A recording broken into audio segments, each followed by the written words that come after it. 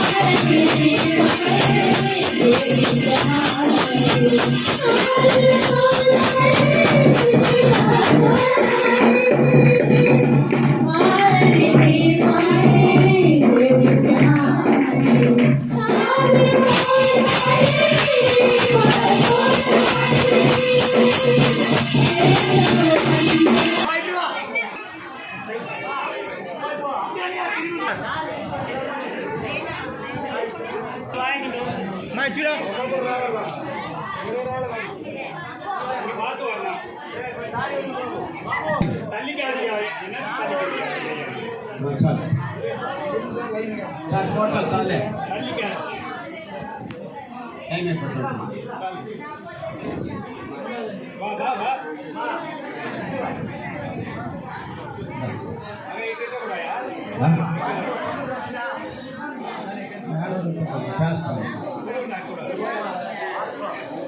మీ అందరికీ క్రిస్మస్ శుభాకాంక్షలు, అలాగే నూతన సంవత్సర శుభాకాంక్షలు కూడా చెప్తున్నాను. సార్ చెప్పారు, గత 23 సంవత్సరాలుగా ఈ వేడుకలు ఇలాగే జరుపుకుంటున్నామని.